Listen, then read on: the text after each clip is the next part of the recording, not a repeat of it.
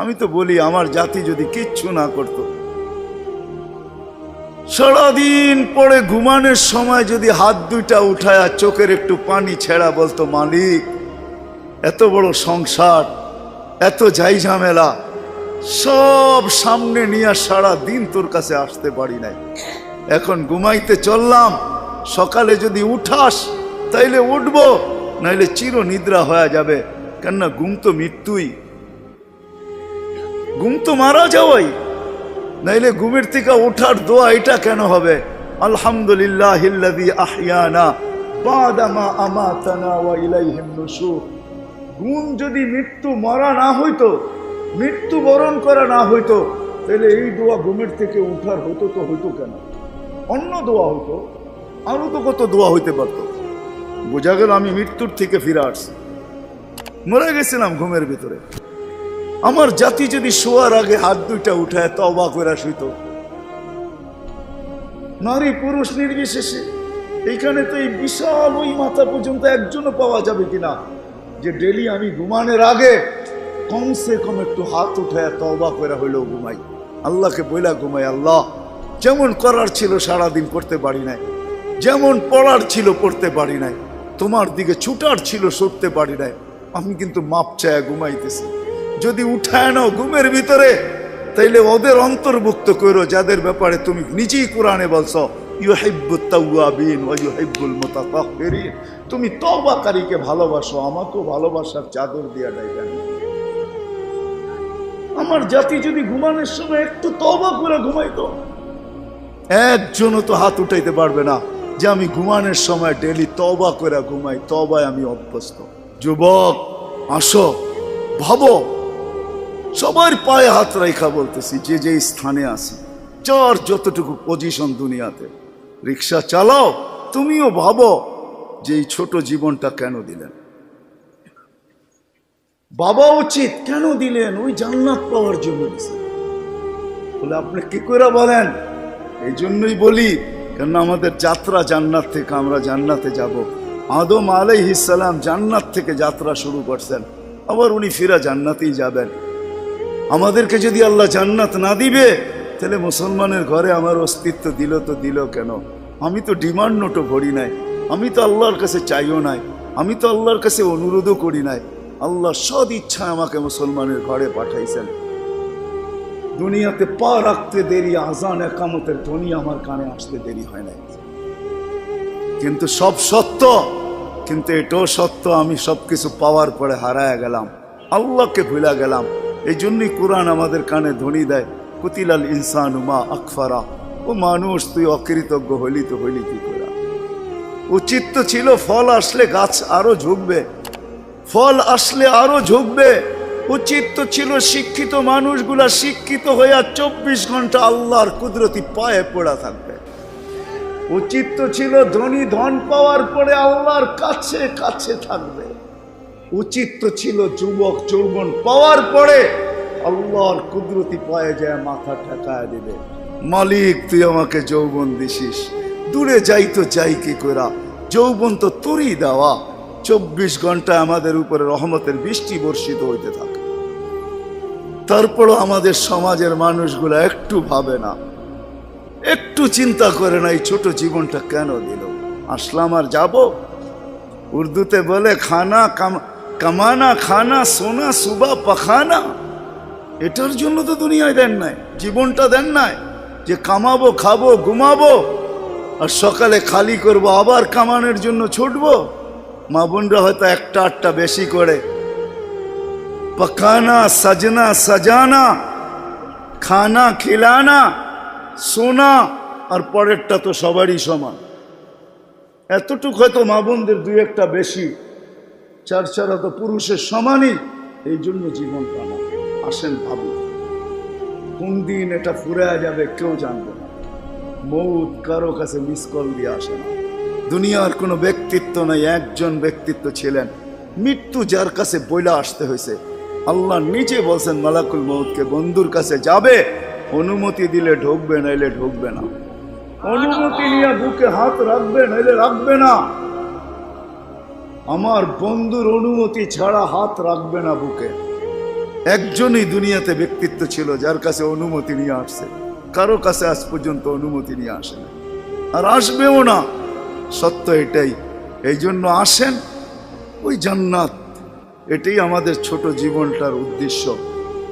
এই জন্যই আল্লাহ ডেলি ডাকে, 5 বেলা ডাকে, গ্যারান্টি দিয়া ডাকে, সিল লাগায় ডাকে। ইদা সালুহা সালুহা সাইরুল আমাল।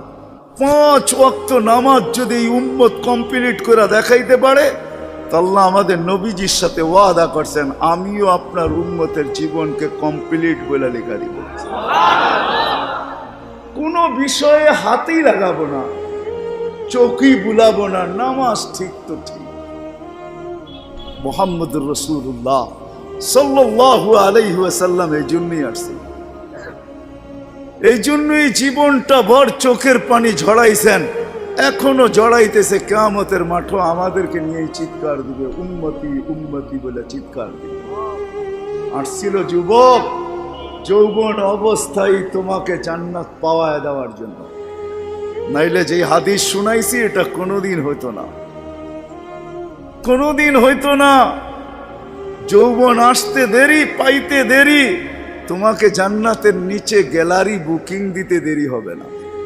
তোমার জন্য আরশের নিচে তোমার জন্য গ্যালারি বুকিং হবে, সুপার ডিলাক্স গ্যালারি। সাবাতু ইয়াদিল্লুহুমুল্লাহু তাহতা দিল্লি আরশি ইয়াউমা লা দিল্লা ইল্লা দিল্লু শাবুন নাশা ফি ইবাদাতিল্লাহ। ওই যুবক যে দুনিয়ার এই গান্দা জিনিসের থেকে 60-70 বছরের জন্য চোখ বন্ধ করে নিছে, কান বন্ধ করে নিছে, জবান বন্ধ করে নিয়ে দৌড় লাগাইছে, আল্লাহ বলে তোমাকে আরশের নিচের সুপার ডিলাক্স গ্যালারিতে জায়গা দিবে। কিয়ামতের দিন ওইখানে জায়গা দিবে।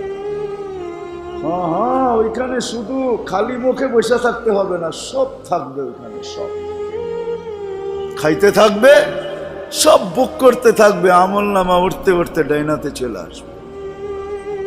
তোমার যাইতেও হবে না, উঠতে উঠতে ফেরেশতা নিয়ে আসবে হাতে, ডাইন হাতে। আজকে যেরকম ছক্কা মারলে তোমরা বাজার গরম করে ফেলো, মহল্লা গরম করে ফেলো, ঠিক না? আরে বোঝো তো আমার কথা, কার ছক্কা? ক্রিকেটে দেখো না মাঝে মাঝে তোমাদের পছন্দের প্লেয়ার যদি ছক্কা মারে বা টিম যদি ছক্কা মারে, তাহলে পুরো বাজার গরম করে ফেলো, ঠিক না?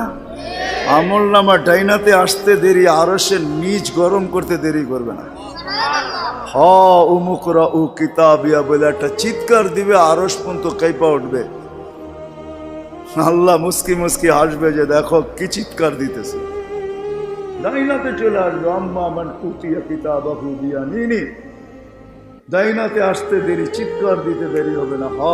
এটা চিৎকার, খুশির চিৎকার, উমুকরা ও কিতাবিয়া।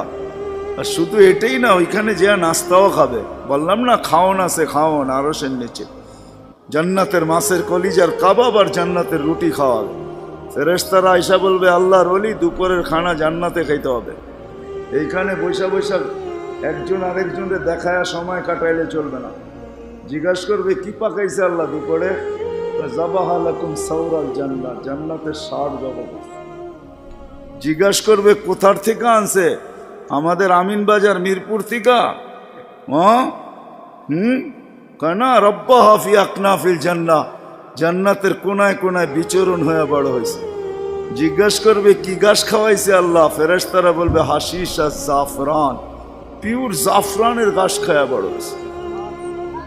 বর্ণনা শোনার পরে মুখে পানি এসে পড়বে, উঠবে জান্নাতে যাওয়ার জন্য, উঠতে দেরি। নূরুহুম ইয়াসা, ওই দিন নামাজের মজা বুঝে আসবে, ওই দিন উজুর মজা বুঝে আসবে। যেইখানে উজুর ব্যবহার হয়েছে ওইখান থেকে নূর ফুটা বাহির হবে, যেই জায়গা নামাজে ব্যবহার হয়েছে ওখান থেকে নূর ফুটা বাহির হবে। দোজকের পাশে যাবে, দুনিয়ায় কি রংবাজ। দুজক যখন জিজ্ঞাসা করবে তোমরা কারা, তো সব রং বুড়াও রংবাজ হয়ে যাবে। রংবাজ বোঝেন তো? দুজকের পরিচয় দিবে, চিনো না বুঝি আমার ঘরে? হ্যাঁ চিনো না? নিজেকে পরিচয় দিবে ঘন্টা ভর, তারপরে দুজক বলবে মাপ চাই বাবা, জিজ্ঞাসা করেও বিপদে পড়ছে। তোমরা ধীর গতিতে পার হবে না, দ্রুত গতিতে পার হবে। কাইলা তাশউর, এমন না যে পদ্মা ব্রিজ নতুন দেখতে গেছো, গাড়িওয়ালা করে বলছে আস্তে আস্তে চালা, একটু দেখালোই, আবার কবে আইনা নাই, ঠিক না? ওটার ভিতরে লেখা আছে কিন্তু কত মাইল স্পিরিটে চালাইতে হবে, এর চেয়ে কম দাঁড়াইলে খবর আছে, সিসি ক্যামেরা লাগাইয়া দিছে। কিন্তু দুযোগও বলবে দীর্ঘতিতে যেও না, আগুন নিভা যাবে, তোমরা এরম দত্তিতে পার হবে যে খবরই না হয়, উঠবে আর ওই পারে যে ঠক করে লেগে যাবে। আর ফেরেশতারা প্রটোকল দেওয়ার জন্য দাঁড়ায় থাকবে। ওয়াসিকাল্লাযীনা তাকাউ রাব্বাহুম ইলাল জান্নাতি সুমারা হাত্তা ইযা জাউহা ফুতিহাত আবওয়াবুহা ওয়া ক্বালা লাহুম খাজানাতুহা সালাম। ফেরেশতারা প্রটোকল দিবে, বলবে চিরদিনের লেগে ঢোকো জান্নাতে। আমাদের নবীজি এটাও জানায়া দিয়েছেন এই উম্মতকে, শুধু আমাদের নবীজি আর এই উম্মতকে, যুবক তোমাদের জান্ডা কিন্তু হাসান হুসাইনের হাতে থাকবে। মজা অন্যরকম হবে। মা বোনদের জান্ডা ফাতেমা রাদিয়াল্লাহু তাআলা আনহার হাতে থাকবে। আমাদের বয়স্কদের জান্ডা আবু বকর আর ওমর রাদিয়াল্লাহু তাআলা আনহুমার হাতে থাকবে। আল্লাহর নবীজি আগে আগে থাকবে। ওয়াস্তাকবিলুনি উম্মতি রব্বি, আল্লাহ জান্নাতের গেটে আমাদেরকে স্বাগত জানাবে। কেমন হবে? সর্বশেষ যে জান্নাতে যাবে, সর্বশেষ, শেষ পড়ার কেউ যাবে না। ও যখন জান্নাতের দরজায় যাবে, হুর দেইকা 40 বছর তাকায় থাকবে, খালি রূপ দেইকা 40 বছরের লেগে ট্যা হয়ে যাবে, ট্যা। 40 বছর পরে হুর ওর গালের ভিতরে চিমটিকাইটা বলবে, খালি দেখবি আর কিছু কাহিনী নাই, আর কত দেখবি তুই আমারে, চল ভিতরে। ওই জান্নাতের জন্য ছোট জীবনটা দিছে। ওটার জন্যই যার কাছে যে যেই অবস্থানে, এই অবস্থানটা ওই জান্নাতের জন্য কাটাবে কিভাবে, এটার জন্য মুহাম্মাদুর রাসূলুল্লাহ সাল্লাল্লাহু আলাইহি ওয়াসাল্লাম। আমি তো বলি যুবক, হায় এই জীবনে তো কতবারই চুল কাটলা, ঠিক না? কাটো নাই চুল? হ্যাঁ, কমসে কম তো ঈদে কাটো, ঠিক না? আজ পর্যন্ত সেলুনে যে কোনোদিন বলছো যে আজকে তোদের যতগুলা ডিজাইন আছে এগুলা সরা? ও যদি বলে তোর মাথায় কি হলো, কয় না না সরা তুই এই ডিজাইন। আজকে আমি নিয়ত করে আসছি আমার চুল কাটবো আমার নবীর ডিজাইনে, আমাকে কাটা দিবি। একজন যুবক দেখুক, বলুক কসম খোদার যদি তুমি নবীর মহব্বতে একদিন চুলও কাটতে পারো, তাহলে আমি জানি তোমার যদি ঈমান নিয়ে মরতে পারো, একদিনের চুল কাটা তোমাকে জান্নাতে নিয়ে যাবে। নবীর আদর্শ আল্লাহর কাছে বড় প্রিয়। এই জন্য আসো, লম্বা করতে চাইতেছি না, আসো ছোট জীবনটা যে যেই ক্ষেত্রে আসি, যুবক যৌবনে, নারী নারীত্বে, পুরুষ পুরুষত্বে, ধনী ধনের ভিতরে, যে যে অবস্থানে আসি, পজিশনে আসি, এটা ওই জান্নাত নেওয়ার জন্য। নাইলে পস্তাইতে হবে, সওয়া যাবে না, এটাই সত্য। এক এক দুযোগীর এক একটা দাঁত হবে 10 কিলোমিটার চওড়া, উপরের মারিটা হবে 160 কিলোমিটার, বসতে জায়গা লাগবে 470 কিলোমিটার। ওই পাহাড় আমি 4 বার এই 2 চোখে দেখছি, ইয়ামানে জাবালে বায়দা, যেটার সমান এক একটা রান হবে। হায়, সইতে পারবে না। তোমাকে মুসলমানের ঘরে অস্তিত্ব দিছেন এই জন্য না, তোমাকে মুসলমানের ঘরে অস্তিত্ব দিছে যুবক এই জন্য যে তুমি যৌবন দিয়েই আল্লাহর কাছ থেকে জান্নাত নিয়ে নিবে। পরের সময়টা যেটা থাকবে ওটা শুধু বোনাস থাকবে। জান্নাত তুমি নিয়ে নিবে, পরে যা সময়টা পাবে এটার জন্য তোমার পদমর্যাদা বাড়তে থাকবে, জান্নাতে মর্যাদা বাড়তে থাকবে। কিন্তু জান্নাতের প্লট তুমি যৌবন দিয়ে নিয়ে নিবে, এই জন্য তোমাকে যৌবন দিয়েছে।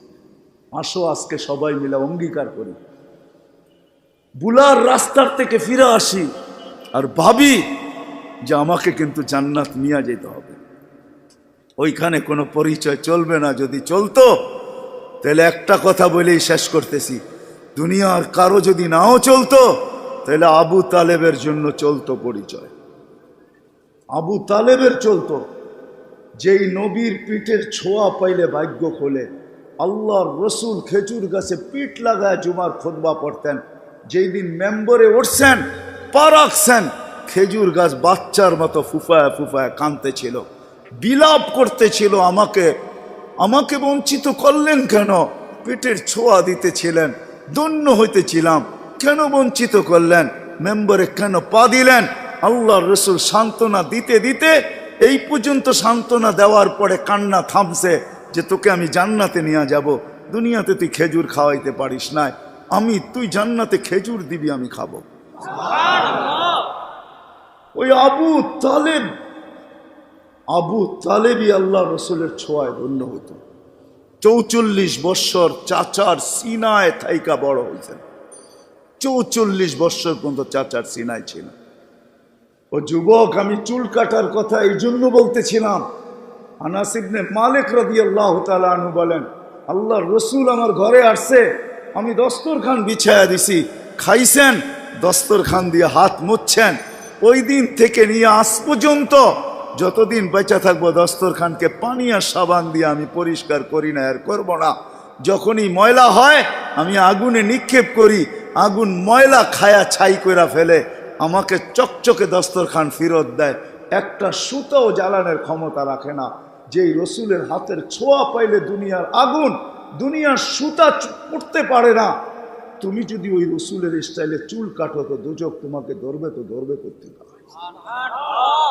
আমার কাছে লজিক আছে, যুক্তি আছে। আসো, কোনো পরিচয় চলবে না, চলবে শুধু মুহাম্মদুর রাসূলুল্লাহ, তার আদর্শ চলবে। এই জন্য আসেন, ওয়াদা করি আজকের থেকে যে আমি আমার জীবনটাকে আল্লাহর রসুলের আদর্শে যে জায়গায় আছি, গরিব গুরবতের ভিতরে থেকে, হায় গরিব তো ভাবে দুনিয়াও পেলাম না, আমিও ভাবি গরিব দুনিয়াও পেল না, আখেরাত যেন হাতছাড়া না হয়। কিয়ামতের মাঠের আধিপত্য গরিবদেরই থাকবে। একটাই সম্প্রদায় কিয়ামতের মাঠে যাদের হিসাব কিতাব হবে না, কানে কানে ফেরেশতা বলবে ইনতালিকু ইলাল জান্নাতি বিগাইরি হিসাব ওয়ালা কিতাব, তোমাদের হিসাবও নাই কিতাবও নাই, চলো জান্নাতে চলো। এই জন্যই আল্লাহ রসুল গরিবদের ভিতরে উঠতে চাইছেন। অহশুরনি ফি জুমরাতিল মাসাকিন, হিসাব কিতাব নাই। শুধু এইখানেই শেষ না, আল্লাহ বলবে তামাত্তাউ 500 আম হাত্তা ইয়াদখুলাল আগনিয়া, দুনিয়াওয়ালারা দুনিয়ায় ভোগ করছে 60-70 বৎসর, তোদেরকে দেখায় দেখায়, তোরা খাবি 500 বৎসর ওদেরকে দেখায় দেখায়। 500 বৎসর পরে ধনীদেরকে যেতে দিবে। এই পাশে বসায় রাখবে, বলে বসো আর দেখো ভিতরে কি করে। গরিব বড় বড় বার্গার লইব, 2 হাতে ধরে টানবো আর খাইব। বড় বড় গ্রিল লইব, দুনিয়ার যত খানা জান্নাতের এটা লইব, আর লম্বা লম্বা টান দিব আর দেখাইব আর চোখে টিপি দিব। কি বেরিয়েছেন কেন? ঠিক না? আমি তো মাঝে মাঝে বলি, হুজুররা কি বলবে জানি না, হুরেরও যদি আয়ে বলবো পরে অনেক সময় আছে তোর লোকে দেখা করার, যা এখন 500 বছর খাওয়ার অনুমতি দিছে, দুনিয়ার 60টা মিটায় লই, 500 বছর খায়া লই, পরে দেখা করবো বাগেন থেকে। হুরের কাছেও যাবে না। আল্লাহ ওই গরিবকেও ওই ক্ষেত্র দিছেন, ধনীর জন্যও দিছেন। ধনীর জন্য যে দেন না এমন না, তাহলে ফুসাইল ইবনে ইয়াজ রহমতুল্লাহ আলাইহি বলতেন না, আমাদের সমাজের বিত্তশালীরা যদি গরিবের বাড়িতে যায় আর যা তালাশ করে কার ঘরে কি পাক হইল কি হইল না, আল্লাহর রসুল বলে তুবাল আমির আলা বাবিল ফকির, এর চেয়ে উত্তম ধনী কেউ নাই যে গরিবের দরজায় যায় খটখটায়। ফুজাইল ইবনে ইয়াজ বলে তুমি 1 লোকমা ক্ষুধার্তের মুখে উঠায় দিবা, লোকমাতুন ফি বাতনিন যায় খায়রুম মিন বিনাই জামে, একজন আল্লাহর ঘর বানায় যা না পাবে, তুমি গরিবের ক্ষুধার্তের মুখে 1 লোকমা উঠায় দিয়ে এর চেয়ে বেশি সওয়াব পাবে। আল্লাহর ঘর বানাইলে জান্নাত পাওয়া যায়, গরিবের মুখে 1 লোকমা খানা উঠায় দিয়েও জান্নাত পাওয়া যায়। হাদিসে কুদসি আছে, আল্লাহ বলে আমি ক্ষুধার্ত ছিলাম, তুমি কেন খাওয়াইলে না? তো বান্দা বলবে আপনি, সুবহান, আপনি আবার ক্ষুধার্ত? তো আল্লাহ মানুষ সামনে নিয়ে আসবে, এ ক্ষুধার্ত ছিল, তোমার কাছে হাত পাচ্ছে, তুমি ধাক্কা দিয়া বাহির করে দিছো, একে খাওয়াইলে আমাকে খাওয়ানো হতো। জিজ্ঞেস করেন হাদিস আছে না নাই? আমি কাপড়হীন ছিলাম, তুমি কেন আমাকে কাপড় পরাইলে না? ধনীকেও ধন দিছেন এই জন্য, শিক্ষিতকেও শিক্ষা দিছেন এই জন্য। আসেন, অর্জন করব তো, শিখবো তো, পাক্কা ওয়াদা? নামান সর্বশেষ ওয়াদা, আজকের থেকে নামাজ ছাড়বো না। ওয়াদা, কিন্তু ওয়াদা হইলে উঠান, নাইলে উঠান না। আজকের থেকে নামাজ কোনো মতে ছাড়বো না। আর সর্বশেষ কথা, আলেম ওলামাদের কাছ থেকে শিখ।